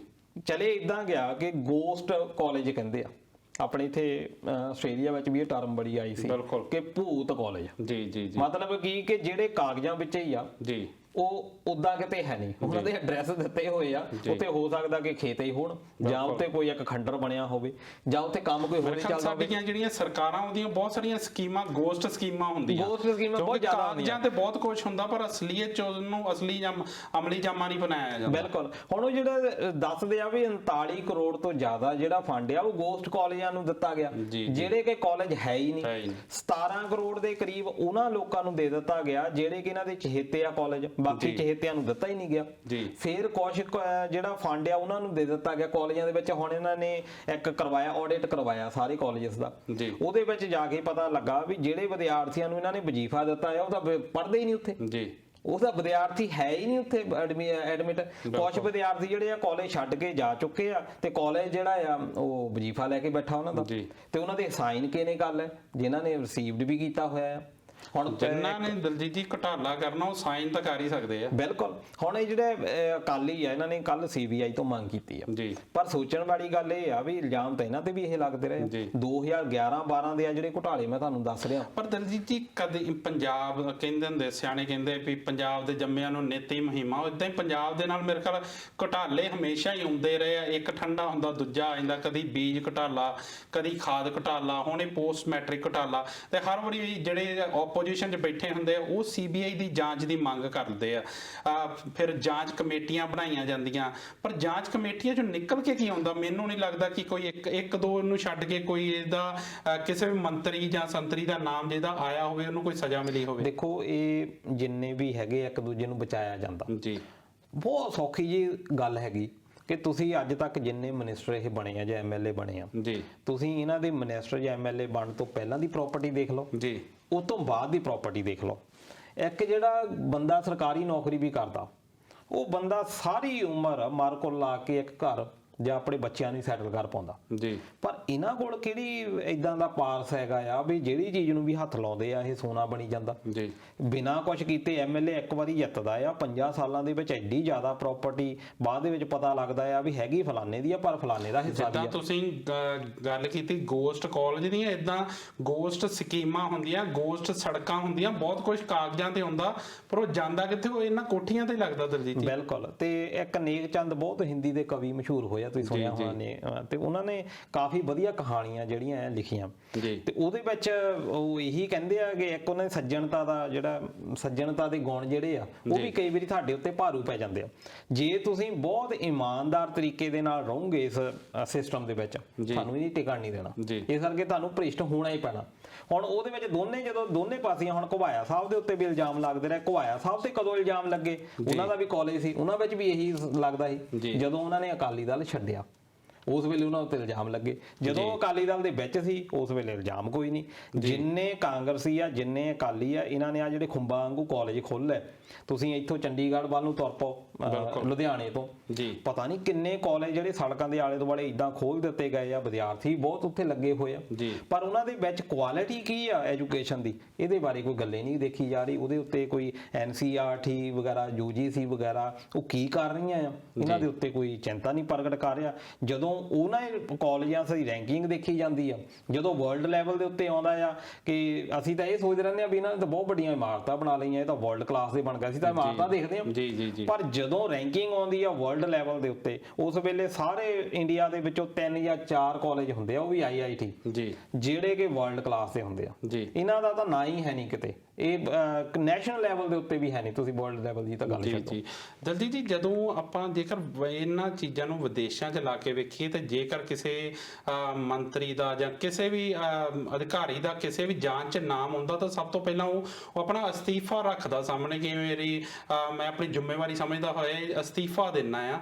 ਪਰ ਜਿਹੜਾ ਸਾਡਾ ਭਾਰਤ ਦੇਸ਼ ਮਹਾਨ ਆ, ਉਹ 'ਚ ਚਾਹੇ ਜਿੰਨੀਆਂ ਮਰਜ਼ੀ ਉਂਗਲਾਂ ਉੱਠਦੀਆਂ ਰਹਿਣ, ਹੁਣ ਓਪੋਜੀਸ਼ਨ ਸਾਰੀ ਗੱਲ ਕਰ ਰਹੀ ਆ, ਬਾਜਵਾ ਸਾਹਿਬ ਹੁਣੀ ਗੱਲ ਕਰ ਰਹੇ ਆ ਤੇ ਕੈਪਟਨ ਸਾਹਿਬ ਜਵਾਬ ਦੇ ਰਹੇ ਆ ਕਿ ਜੇਕਰ ਇਹਨਾਂ ਦੇ ਵੇਲੇ ਹੋਇਆ ਤਾਂ ਤੁਹਾਡੇ ਵੇਲੇ ਵੀ ਬਹੁਤ ਘਟਾਲੇ ਹੋਏ ਆ। ਮੇਰੇ ਖਿਆਲ ਇਹ ਤਾਂ ਕੋਈ ਜਵਾਬ ਨਹੀਂ ਬਣਦਾ। ਪਰ ਤੁਸੀਂ ਇਹ ਦੇਖੋਗੇ ਕੋਈ ਵੀ ਕੈਬਨਿਟ ਮਿਨਿਸਟਰ ਬੋਲਿਆ ਨਹੀਂ ਇਸ ਵੇਲੇ ਤੱਕ, ਨਾ ਸੁਨੀਲ ਜਾਖੜ ਜਿਹੜੇ ਪ੍ਰਧਾਨ ਆ ਉਹ ਵੀ ਕੁਝ ਨਹੀਂ ਬੋਲਦਾ ਇਸ ਵੇਲੇ ਤੱਕ, ਕਿਉਂਕਿ ਹਮਾਮ 'ਚ ਸਾਰੇ ਨੰਗੇ ਹੁੰਦੇ ਨਾ, ਤੇ ਕਿਤੇ ਨਾ ਕਿਤੇ ਜਿਹੜੀਆਂ ਨਹੀਂ। ਇੱਕ ਇਹਦਾ ਕਾਰਨ ਹੋਰ ਵੀ ਆ, ਜੇ ਸਾਧੂ ਸਿੰਘ ਧਰਮਸੋਤ ਦੀ ਹੋ ਸਕਦਾ ਕੁਝ ਲੋਕ ਮੇਰੇ ਨਾਲ ਸਹਿਮਤ ਨਾ ਹੋਣ, ਪਰ ਜਿਹੜੇ SC ਜਾਂ BC ਜਿਹੜੇ ਮਿਨਿਸਟਰ ਵੀ ਹੁੰਦੇ ਆ ਉਹਨਾਂ ਦਾ ਕੱਦ ਬਹੁਤਾ ਵੱਡਾ ਨਹੀਂ ਹੁੰਦਾ, ਇਹਨਾਂ ਨੂੰ ਥੱਲੇ ਰੱਖਿਆ ਜਾਂਦਾ। ਅੱਜ ਵੀ ਉੱਥੇ ਜਾਤ ਪਾਤ ਪੂਰੀ ਚੱਲਦੀ ਆ ਕੈਬਨਿਟ ਦੇ ਮਿਨਿਸਟਰੀ ਦੇ ਵਿੱਚ ਵੀ। ਇਹਨਾਂ ਨੂੰ ਜਿਹੜੇ SC BC ਇਹਨਾਂ ਨੂੰ ਅਹੁਦੇ ਵੀ ਖਾਸ ਖਾਸੇ ਦਿੱਤੇ ਜਾਂਦੇ ਆ, ਇਹਨਾਂ ਨੂੰ ਸਾਰੇ ਇਹ ਨਹੀਂ ਹੁੰਦੇ ਇਹਨਾਂ ਨੂੰ ਸਮਾਜ ਭਲਾਈ ਦਿੱਤਾ ਜਾਊਗਾ, ਇਦਾਂ ਦੇ ਛੋਟੇ ਜਿਹੜੇ ਜਾਨੀ ਘੱਟ ਮੁਨਾਫੇ ਵਾਲੇ। ਕਦੀ ਇਹਨਾਂ ਨੂੰ ਵਿੱਤ ਫਾਈਨੈਂਸ ਮਿਨਿਸਟਰ ਨਹੀਂ ਬਣਾਇਆ ਜਾਂਦਾ, ਜਿੰਨੇ ਮਰਜ਼ੀ ਇੰਟੈਲੀਜੈਂਟ ਹੋਣ, ਚਾਹੇ ਉਹ ਅਕਾਲੀ ਹੋਣ ਚਾਹੇ ਕਾਂਗਰਸੀ। ਦੂਜਾ ਇਹ ਕਿ ਜਦੋਂ ਅਸਤੀਫੇ ਲਏ ਜਾਂਦੇ ਆ ਉਸ ਵੇਲੇ ਅਸਤੀਫੇ ਵੀ ਇਹਨਾਂ ਨੂੰ ਸਭ ਤੋਂ ਪਹਿਲਾਂ ਇਹਨਾਂ ਉੱਤੇ ਜ਼ਿਆਦਾ ਮਾਰ ਪੈਂਦੀ ਹੈ। ਚਾਹੇ ਤੁਸੀਂ ਸਰਵਨ ਸਿੰਘ ਫਲੌਰ ਦੀ ਗੱਲ ਲੈ ਲਓ, ਅਵਿਨਾਸ਼ ਚੰਦਰ ਕਲੇਰ ਦੀ ਗੱਲ ਲੈ ਲਓ, ਹੁਣ ਤੁਸੀਂ ਇਹਦੀ ਸਾਧੂ ਸਿੰਘ ਧਰਮਸੋਤ ਦੀ ਗੱਲ ਲੈ ਲਓ। ਹੁਣ ਤਾਂ ਕੈਪਟਨ ਸਾਹਿਬ ਪੂਰਾ ਡਿਫੈਂਡ ਕਰ ਰਹੇ, ਡਿਫੈਂਡ ਹੈ ਜੀ ਆਪਣੀ ਸਰਕਾਰ ਨੂੰ ਕਰ ਰਹੇ ਉਹ, ਕਿ ਜੇ ਉਹ ਇਹਨਾਂ ਨੂੰ ਕੱਢ ਦਿੰਦੇ ਆ ਉਹਦਾ ਮਤਲਬ ਕੀ ਹੋਇਆ ਕਿ ਅਸੀਂ ਮੰਨ ਲਿਆ ਵੀ ਹਾਂ ਵੀ ਇਹ ਰੋਂਗ ਹੋ ਗਿਆ। ਪਹਿਲਾਂ ਉਹ ਇਸ ਕਰਕੇ ਉਹ ਕਹਿ ਰਹੇ ਆ ਕਿ ਵੀ ਇਹਦੀ ਕੋਈ, ਪਰ ਮੇਰੇ ਖਿਆਲ ਨਾਲ ਇੱਕ ਨੈਤਿਕ ਜ਼ਿੰਮੇਵਾਰੀ ਸਮਝ ਕੇ ਆਪਣੇ ਆਪ ਨੂੰ ਜਾਂਚ ਤੋਂ ਪਾਸੇ ਤੇ ਕਰ ਦੇਣਾ ਚਾਹੀਦਾ। ਬਿਲਕੁਲ ਇਹ ਸਾਧੂ ਸਿੰਘ ਹੋਣਾ ਦੀ ਬਣਦੀ ਹੈ, ਪਰ ਨੈਤਿਕਤਾ ਤਾਂ ਸਾਡੇ ਲੀਡਰਾਂ ਵਿੱਚ ਬਿਲਕੁਲ ਮਰ ਚੁੱਕੀ ਹੈ। ਦੂਜਾ ਇਹ ਹੈ ਕਿ ਉਹਨਾਂ ਨੂੰ ਇਹ ਹੈ ਕਿ 5 ਸਾਲ ਅਸੀਂ 10 ਸਾਲ ਅੱਡੀਆਂ ਘਸਾਈਆਂ ਤਾਂ ਮਿਨਿਸਟਰੀ ਮਿਲੀ ਆ, ਅਸੀਂ ਆ ਜੇ ਇਲਜ਼ਾਮ ਆ। ਦੂਜਾ ਇੱਕ ਇਹ ਵੀ ਹੁੰਦਾ ਆ, ਇਹ ਵੀ ਸਾਡੇ ਚੱਲਦਾ ਆ ਵੀ ਕਈ ਵਾਰੀ ਇਲਜ਼ਾਮ ਬੇਸਿਰੇ ਬੇਪੈਰ ਵੀ ਲਾਏ ਜਾਂਦੇ ਆ ਜਿਨ੍ਹਾਂ ਦਾ ਕੋਈ ਆਧਾਰ ਨਹੀਂ ਹੁੰਦਾ। ਬਹੁਤ ਸਾਰੇ ਇਲਜ਼ਾਮ ਇਦਾਂ ਵੀ ਲਾਏ ਜਾਂਦੇ ਆ, ਜੇ ਨੈਤਿਕ ਤੌਰ ਤੇ ਇਦਾਂ ਲੋਕੀ ਮੰਨਣ ਵੀ ਲੱਗ ਗਏ, ਜਿਹੜੇ ਇਮਾਨਦਾਰ ਲੋਕ ਹੋਣਗੇ ਉਹ ਤਾਂ ਟਿਕਣੇ ਹੀ ਨਹੀਂ ਉਹਨਾਂ ਦੇ ਉੱਤੇ ਤਾਂ ਕੁਛ ਨਾ ਕੁਛ ਨਹੀਂ ਕੱਢੀ ਰੱਖਣਾ। ਜੇ ਬਿਨਾਂ ਸਿਰ ਪੈਰ ਤੋਂ ਇਲਜ਼ਾਮ ਲਾਏ ਜਾਂਦੇ ਤੇ ਜਦੋਂ ਇਹ ਇਲਜ਼ਾਮ ਪ੍ਰੂਵ ਨਹੀਂ ਹੁੰਦੇ ਤੇ ਉਹਨਾਂ ਤੇ ਮਾਣਹਾਨੀ ਦਾ ਦਾਅਵਾ ਕਿਉਂ ਨਹੀਂ ਕੀਤਾ ਜਾਂਦਾ, ਕਿਉਂ ਚੁੱਪ ਕਰਕੇ ਬਹਿ ਜਾਂਦੇ ਆ ਮੰਤਰੀ? ਮਾਣਹਾਨੀ ਦਾ ਵੀ ਇਦਾਂ ਹੈ ਕਿ ਪ੍ਰਸ਼ਾਂਤ ਭੂਸ਼ਣ ਜਿਹੜੀਆਂ ਅਦਾਲਤਾਂ ਕਿੱਦਾਂ ਕੰਮ ਕਰਦੀਆਂ, ਪ੍ਰਸ਼ਾਂਤ ਭੂਸ਼ਣ ਵਰਗੇ ਜਿਹੜੇ ਲੋਕ ਆ ਉਹਨਾਂ ਉੱਤੇ ਤਾਂ ਝੱਟ ਸੁਣਵਾਈ ਹੋ ਜਾਂਦੀ ਹੈ। ਜਿਨ੍ਹਾਂ ਬੰਦਿਆਂ ਦੇ ਹੁਣ ਤੁਸੀਂ ਉੱਥੇ ਸੁਪਰੀਮ ਕੋਰਟ ਦੇ ਵਿੱਚ ਵੀ ਜਾ ਕੇ ਤੁਸੀਂ ਦੇਖ ਲਓ, ਉੱਥੇ ਵੀ ਆਹ ਸਾਹਮਣੇ ਆ ਚੁੱਕਾ ਕਿ ਗੱਲਬਾਤ ਕਿੱਦਾਂ ਬਣਿਆ ਹੋਇਆ। ਜਿਹੜੇ ਬੰਦਿਆਂ ਦੀ ਸਰਕਾਰ ਚਾਹੁੰਦੀ ਆ ਕੇਸ ਜਿਹੜੇ ਛੇਤੀ ਨਜਿੱਠਣੇ, ਉਹਨਾਂ ਦੇ ਝੱਟ ਨਜਿੱਠੇ ਦਿੱਤੇ ਜਾਂਦੇ ਆ, ਜਿਨ੍ਹਾਂ ਦੇ ਉਹ ਪੈਂਡਿੰਗ ਰੱਖਣੇ ਚਾਹੁੰਦੇ ਆ ਉਹ ਪੈਂਡਿੰਗ ਪਾ ਦਿੱਤਾ ਜਾਂਦਾ।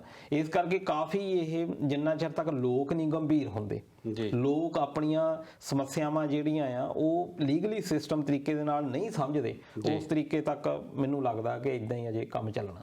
ਪਰ ਇੱਥੇ ਜਗਤਾਰ ਸਿੰਘ ਹੁਣਾਂ ਦੀ ਟਿੱਪਣੀ ਆਈ ਹੈ, ਉਹ ਕਹਿੰਦੇ ਕਿ ਜੇ ਖਹਿਰਾ ਸਾਹਿਬ ਜਿਹੜੇ ਆ ਲੀਡਰ ਆਫ ਆਪੋਜੀਸ਼ਨ ਹੁੰਦੇ ਤਾਂ ਜਿਹੜਾ ਸਾਧੂ ਸਿੰਘ ਜਿਹੜਾ ਸਾਧੂ ਹੁਣਾਂ ਨੂੰ ਐਕਸਪੋਜ਼ ਕਰ ਦਿੰਦੇ। ਪਰ ਮੇਰੇ ਖਿਆਲ ਐਕਸਪੋਜ਼ ਤਾਂ ਜਦੋਂ ਤੱਕ ਜਾਂਚ ਹੀ ਅਜੇ ਤੱਕ ਪੂਰੀ ਨਹੀਂ ਹੋਈ ਤੇ ਕੁਝ ਚੀਜ਼ਾਂ ਨਹੀਂ, ਨੋ ਡਾਊਟ ਉਹ ਬੁਲਾਰੇ ਬਹੁਤ ਵਧੀਆ ਖਹਿਰਾ ਸਾਹਿਬ, ਨੋ ਡਾਊਟ ਇਹਦੇ ਵਿੱਚ ਕੋਈ ਨਹੀਂ ਡਾਊਟ ਹੈਗਾ ਕਿ ਉਹ ਬੁਲਾਰੇ ਬਹੁਤ ਵਧੀਆ। ਦੂਜਾ ਹੈ ਕਿ ਜਿਹੜੀ ਗੱਲ ਕਰਦੇ ਆ ਫੈਕਟ ਨਾ ਕਰਦੇ, ਪਰ ਉਹ ਨਾਲ ਨਹੀਂ ਲੈ ਕੇ ਚੱਲ ਸਕਦੇ ਕਿਸੇ ਨੂੰ ਕਿਉਂਕਿ ਉਹਨਾਂ ਦੇ ਵਿੱਚ ਇਹ ਹੈਗਾ ਕਿ ਉਹ ਆਪਣਾ ਪਾਣਿਆ। ਬਾਦਲ ਸਾਹਿਬ ਵੀ ਉਦਾਂ ਜਿੱਦਾਂ ਮਰਜ਼ੀ ਆਪਾਂ ਵਿਰੋਧਤਾ ਕਰ ਲਈਏ, ਪਰ ਉਹਨਾਂ ਨੂੰ ਆਉਂਦਾ ਸੀ ਚੱਲਣਾ ਕਿ ਨਾਲ ਕਿੱਦਾਂ ਨਾਲ ਦੇ ਨੂੰ ਲੈ ਕੇ ਚੱਲਣਾ।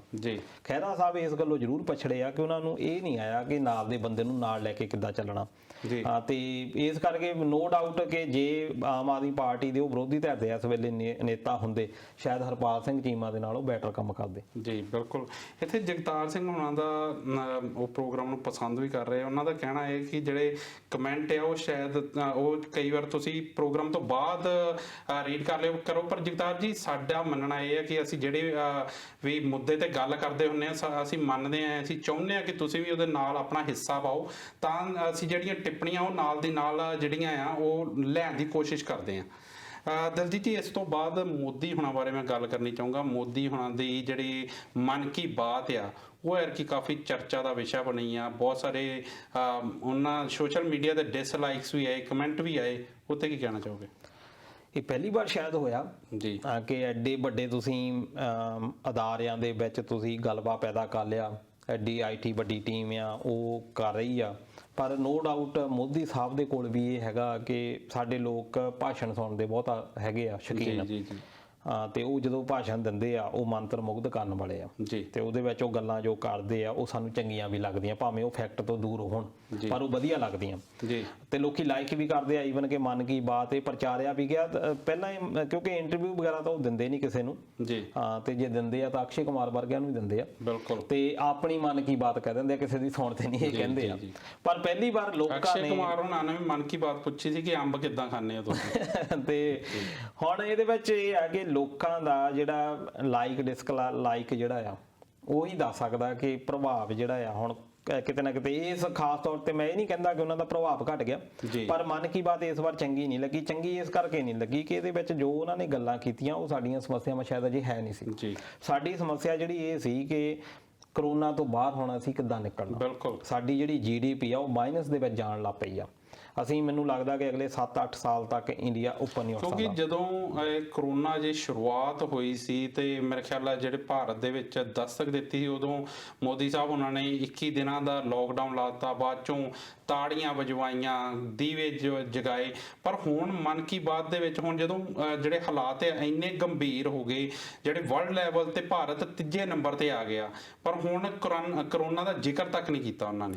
ਉਹ ਇਸੇ ਗੱਲ ਦੀ ਲੋਕਾਂ ਨੂੰ ਜ਼ਿਆਦਾ ਪ੍ਰੋਬਲਮ ਹੋਈ ਹੈ ਕਿਉਂਕਿ ਪਹਿਲਾਂ ਤਾਂ ਜਿੰਨਾ ਚਿਰ ਤੱਕ ਕੰਟਰੋਲ ਦੇ ਵਿੱਚ ਰਿਹਾ, ਨੋ ਡਾਊਟ ਕਿ ਸਭ ਤੋਂ ਪਹਿਲਾਂ ਇਹਨਾਂ ਨੇ ਸਟੈਪ ਚੱਕਿਆ ਸੀ, ਉਹ ਬੜਾ ਬੋਲਡ ਸਟੈਪ ਸੀ, ਬਹੁਤ ਵਧੀਆ ਸਲਾਹਿਆ ਵੀ ਗਿਆ। 2-3 ਜਿਹੜਾ ਮਹੀਨੇ ਪਹਿਲਾਂ ਆਉਣਾ ਸੀ ਕਰੋਨਾ, ਉਹ 2-3 ਮਹੀਨੇ ਅੱਗੇ ਚਲੇ ਗਿਆ ਜੀ। ਪਰ ਉਦੋਂ ਤੱਕ ਜਦੋਂ ਤੱਕ ਉਹ ਸਟੇਬਲ ਰਿਹਾ, ਨਹੀਂ ਕੋਈ ਕੇਸ ਆ ਰਿਹਾ, ਬਹੁਤ ਘੱਟ ਕੇਸ ਆ ਰਹੇ ਸੀ, ਉਸ ਵੇਲੇ ਤਾਂ ਮੋਦੀ ਸਾਹਿਬ ਹੁਣੀ ਆਪਣਾ ਕ੍ਰੈਡਿਟ ਲੈਂਦੇ ਰਹੇ ਜੀ।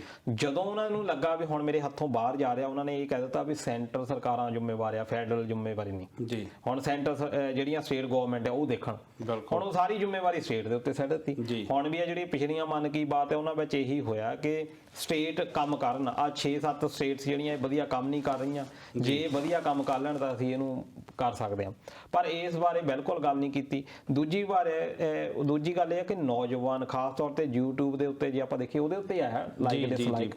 ਜੇ ਆਪਾਂ ਇਹਨੂੰ ਇਹ ਕਹਿ ਦਈਏ ਕਿ ਫਤਵਾ ਹੈ, ਫਤਵਾ ਨਹੀਂ ਜੀ। ਲਾਈਕ ਡਿਸਲਾਈਕ ਉਹ ਆ ਜਿਹੜੇ YouTube ਦੇ ਉੱਤੇ ਯੂਜ਼ ਕਰਦੇ ਆ। ਫਿਰ ਦੂਜਾ ਇਹ ਆ ਕਿ ਜਿਹੜੇ ਦੇਖਦੇ ਆ ਉਹਨਾਂ ਦੇ ਵਿੱਚ ਉਹਨਾਂ ਨੂੰ ਰਜਿਸਟਰਡ ਹੋਣਾ ਵੀ ਜ਼ਰੂਰੀ ਆ ਜੀ। ਇਹਨਾਂ ਵਿੱਚ ਕਿਹੜੇ ਲੋਕ ਆ ਜਿਹੜੇ ਡਿਸਲਾਈਕ ਕਰ ਗਏ ਜਾਂ ਲਾਈਕ ਕਰ ਗਏ? ਉਹ ਲੋਕ ਨੇ ਜਿਹੜੇ ਬੰਦੇ ਐਕਸੈਸ ਰੱਖਦੇ ਆ, ਇੰਟਰਨੈਟ ਦੀ ਥੋੜੀ ਬਹੁਤੀ ਸਮਝ ਰੱਖਦੇ ਆ। ਆਮ ਬੰਦੇ ਜਿਹੜੇ ਫੇਸਬੁੱਕ ਦੇ ਉੱਤੇ ਚਲਾਉਂਦੇ ਵੀ ਆ, ਉਹਨਾਂ ਨੂੰ ਵੀ ਏਡੀ ਸਮਝ ਨਹੀਂ ਹੈਗੀ ਕਿ ਉਹਦੇ ਤੇ ਰਜਿਸਟਰਡ ਕਿੱਦਾਂ ਹੋਣਾ ਤੇ ਕਿੱਦਾਂ ਆਪਾਂ ਲਾਈਕ ਡਿਸਲਾਈਕ ਕਰਨਾ।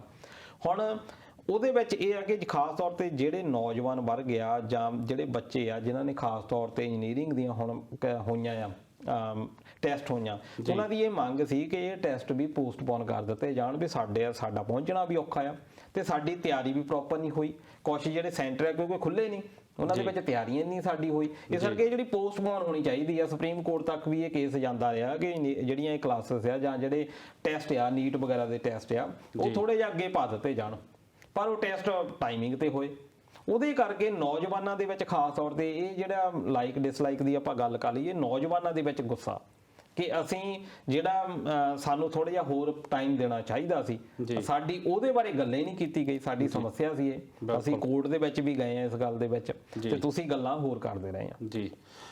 ਪਰ ਜਿੱਦਾਂ ਗੱਲ ਕੀਤੀ ਕਿ ਜਿਹੜੀਆਂ ਅਸਲ ਮੁੱਦੇ ਐ ਇਸ ਵੇਲੇ ਉਹਨਾਂ ਦੀ ਗੱਲ ਵੀ ਨਹੀਂ ਕੀਤੀ ਗਈ, ਤਾਈਓ ਜਿਹੜੇ ਇੰਨੇ ਡਿਸਲਾਈਕਸ ਮਿਲੇ। ਤੇ ਇਹਦੇ ਨਾਲ ਦਲਜੀਤ ਜੀ ਮੈਂ ਚਾਈਨਾ ਬਾਰੇ ਜ਼ਰੂਰ ਗੱਲ ਕਰਨੀ ਚਾਹੂੰਗਾ। ਇਸ ਵੇਲੇ ਜਿਹੜਾ ਭਾਰਤ ਤੇ ਚਾਈਨਾ ਦਾ ਜਿਹੜੇ ਡਿਵੈਲਪਮੈਂਟ ਹੋਈਆਂ ਨਵੀਆਂ, ਉਹਦੇ ਵਿੱਚ ਦੁਬਾਰਾ ਤਣਾਅ ਜਿਹੜਾ ਆ ਉਹ ਕਾਫੀ ਵੱਧ ਗਿਆ।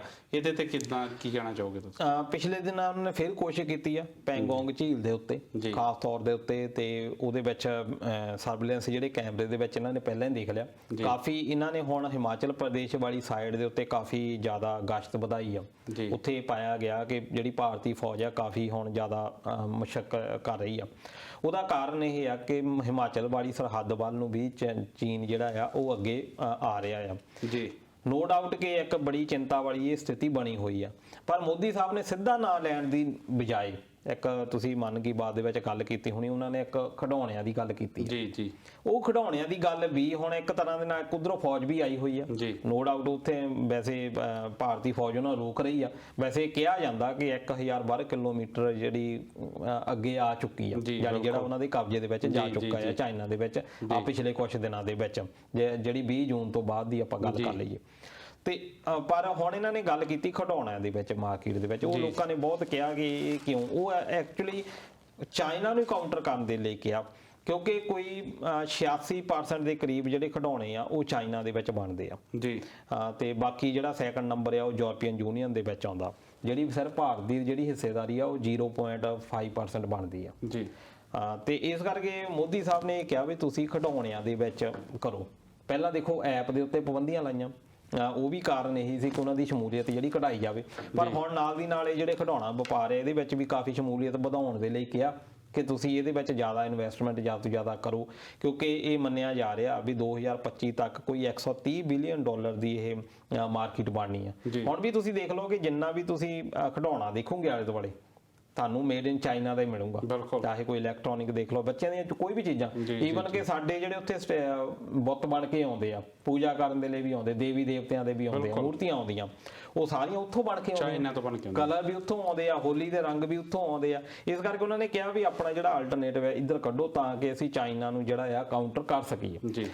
ਤੇ ਪਰ ਸਮੱਸਿਆ ਉੱਥੇ ਇਹ ਆ ਕਿ ਜਿਹੜਾ ਭਾਰਤ ਖਿਡੌਣੇ ਬਣਾਉਂਦਾ ਵੀ ਆ ਉਹਦੇ ਵਿੱਚੋਂ ਵੀ 75% ਜਿਹੜਾ ਰॉ ਮਟੀਰੀਅਲ ਹੈ ਉਹ ਚਾਈਨਾ ਤੋਂ ਹੁੰਦਾ। ਇਸ ਕਰਕੇ ਭਾਰਤ ਲਈ ਉਹਨਾਂ ਨੇ ਕਿਹਾ ਆ ਵੀ ਤੁਸੀਂ ਜੇ ਚਾਹਣਾ ਆ, ਪਰ ਮੋਦੀ ਸਾਹਿਬ ਨੇ ਇਹ ਵੀ ਚਾਹੀਦਾ ਕਿ ਜਿਹੜੀਆਂ ਸਮਾਲ ਸਕੇਲ ਇੰਡਸਟਰੀ ਆ ਬਿਲਕੁਲ ਉਹ ਤਾਂ ਬਿਲਕੁਲ ਡੈਡ ਹੋ ਗਈਆਂ। ਖਾਸ ਤੌਰ ਤੇ ਆ ਜਦੋਂ ਤੋਂ ਗੋਇੰਦਵਾਲ ਵਾਲਾ ਜਾਂ ਗੁਰਾਇਆ ਵਾਲਾ ਜਿਹੜਾ ਸਾਡੇ ਇੰਡਸਟਰੀ ਕੁਝ ਸ਼ਹਿਰ ਸੀਗੇ ਪੰਜਾਬ ਦੇ ਇਹ ਬੰਦ ਹੋਏ ਆ, ਉਹ ਤੋਂ ਬਾਅਦ ਤਾਂ ਕੋਈ ਸਮਾਲ ਸਕੇਲ ਇੰਡਸਟਰੀ ਜਿਹੜੀ ਆ ਬਿਲਕੁਲ ਹੀ ਖਾਤਮੇ ਦੇ ਉੱਤੇ ਆ। ਜਿੰਨਾ ਚਿਰ ਤੱਕ ਅਸੀਂ ਉਹਨੂੰ ਨਹੀਂ ਕਹਿੰਦੇ ਕਿ ਤੁਸੀਂ ਆਪਣੀ ਸਮਾਲ ਸਕੇਲ ਇੰਡਸਟਰੀ ਜਿਹੜੀ ਘਰਾਂ ਦੇ ਵਿੱਚ ਵੀ ਤੁਸੀਂ ਚਲਾ ਸਕਦੇ ਆ, 4-4 5-5 ਜਾਂ ਇੱਕ ਪਿੰਡ ਮਿਲ ਕੇ ਚਲਾ ਸਕਦਾ ਆ, ਜਿੰਨਾ ਚਿਰ ਤੱਕ ਤੁਸੀਂ ਉਹਨੂੰ ਨਹੀਂ ਪ੍ਰਫੁੱਲਤ ਕਰਦੇ ਉਦੋਂ ਤੱਕ ਸ਼ਾਇਦ ਤੁਸੀਂ ਚਾਈਨਾ ਨੂੰ ਕਾਊਂਟਰ ਨਹੀਂ ਕਰ ਸਕਦੇ। ਸੋ ਜਿਹੜੀ ਸਰਕਾਰ ਨੂੰ ਪਹਿਲਾਂ ਜਿਹੜੀ ਆ ਕੰਮ ਬਹੁਤ ਜ਼ਿਆਦਾ ਕਰਨਾ ਪੈਣਾ, ਜਿਹੜੀਆਂ ਇਹ ਚੀਜ਼ਾਂ ਜਿੱਦਾਂ ਸਮਾਲ ਸਕੇਲ ਇੰਡਸਟਰੀ ਕਿਹਾ ਤੁਸੀਂ, ਇਹਨੂੰ ਉਤਸ਼ਾਹਿਤ ਕਰਨਾ ਪੈਣਾ, ਇਹਦੇ ਲਈ ਬਹੁਤ ਜ਼ਿਆਦਾ ਕੰਮ ਕਰਨੇ ਪੈਣੇ ਆ। ਸਿਰਫ ਮਨ ਕੀ ਬਾਤ ਕਰਨ ਨਾਲ ਮੇਰੇ ਖਿਆਲ ਹੱਲ ਜਿਹੜੇ ਆ ਉਹ ਨਹੀਂ ਹੋਣੇ। ਦਲਜੀਤ ਜੀ ਇੱਥੇ ਟਿੱਪਣੀਆਂ ਦੀ ਮੈਂ ਗੱਲ ਕਰਾਂ ਤਾਂ ਗੁਰਪ੍ਰੀਤ ਸਿੰਘ ਬਰਾੜ ਹੋਣਾ ਦੀ ਵੀ ਟਿੱਪਣੀ ਆਈ, ਉਹ ਵੀ ਪ੍ਰੋਗਰਾਮ ਨੂੰ ਪਸੰਦ ਕਰ ਰਹੇ ਆ। ਸੋ ਜਿੰਨੇ ਵੀ ਦੋਸਤਾਂ ਦੀਆਂ ਟਿੱਪਣੀਆਂ ਆਏ ਸੋ ਤੁਹਾਡਾ ਬਹੁਤ ਬਹੁਤ ਧੰਨਵਾਦ ਦੋਸਤੋ। ਦਲਜੀਤ ਜੀ ਜਿਹੜਾ ਸਮਾਂ ਆ ਉਹ ਪ੍ਰੋਗਰਾਮ ਦਾ ਮੁੱਕ ਗਿਆ, ਆਪਾਂ ਨੂੰ ਇਜਾਜ਼ਤ ਲੈਣੀ ਪੈਣੀ ਦੋਸਤਾਂ ਤੋਂ। ਤੁਸੀਂ ਆਏ, ਜਾਣਕਾਰੀਆਂ ਸਾਡੇ ਨਾਲ ਸਾਂਝੀ ਕੀਤੀਆਂ, ਉਹਦੇ ਲਈ ਬਹੁਤ ਬਹੁਤ ਧੰਨਵਾਦ। ਥੈਂਕਸ ਦੋਸਤੋ, ਉਮੀਦ ਕਰਦੇ ਹਾਂ ਤੁਹਾਨੂੰ ਇਹ ਪ੍ਰੋਗਰਾਮ ਪਸੰਦ ਆਇਆ ਹੋਵੇਗਾ। ਜੇਕਰ ਪ੍ਰੋਗਰਾਮ ਚੰਗਾ ਲੱਗਿਆ ਤੇ ਆਪਣੀ ਇਸ ਪ੍ਰੋਗਰਾਮ ਨੂੰ ਅੱਗੇ ਸ਼ੇਅਰ ਕਰਿਓ, ਲਾਈਕ ਕਰਿਓ, ਆਪਣੇ ਦੋਸਤਾਂ ਨਾਲ ਸਾਂਝਾ ਕਰਿਓ, ਤੇ ਜੇਕਰ ਕੋਈ ਵੀ ਸਾਡੀਆਂ ਤਰੁੱਟੀਆਂ ਹੋਈਆਂ ਤਾਂ ਸਾਡੇ ਤੱਕ ਆਪਣੀ ਫੀਡਬੈਕ ਜ਼ਰੂਰ ਪਹੁੰਚਾਇਓ। ਹੁਣ ਦਿਓ ਇਜਾਜ਼ਤ, ਤੁਸੀਂ ਜੁੜੇ ਰਹੋ ਇਸ ਤਰ੍ਹਾਂ ਇੰਡੋਜ਼ ਟੀਵੀ ਆਸਟ੍ਰੇਲੀਆ ਦੇ ਨਾਲ, ਤੇ ਇਸ ਪ੍ਰੋਗਰਾਮ ਤੋਂ ਬਾਅਦ ਆਸਟ੍ਰੇਲੀਅਨ ਟਾਈਮ 8:30 ਵਜੇ ਤੁਸੀਂ ਵੇਖ ਸਕਦੇ ਹੋ ਜਿਹੜੀਆਂ ਰੋਜ਼ਾਨਾ ਦੀਆਂ ਜਿਹੜੀਆਂ ਖਬਰਾਂ ਹੁੰਦੀਆਂ ਇੰਡੋਜ਼ ਨਿਊਜ਼, ਉਹ ਜ਼ਰੂਰ ਉਹ ਵੇਖਣਾ ਨਾ ਭੁੱਲਿਓ। ਤੁਸੀਂ ਜੁੜੇ ਰਹੋ ਇੰਡੋਜ਼ ਟੀਵੀ ਆਸਟ੍ਰੇਲੀਆ ਨਾਲ। ਹੁਣ ਦਿਓ ਇਜਾਜ਼ਤ, ਮਿਲਦੇ ਹਾਂ ਅਗਲੇ ਹਫਤੇ, ਤਦ ਤੱਕ ਲਈ ਪਿਆਰ ਭਰੀ ਸਤਿ ਸ਼੍ਰੀ ਅਕਾਲ। ਸਤਿ ਸ਼੍ਰੀ ਅਕਾਲ।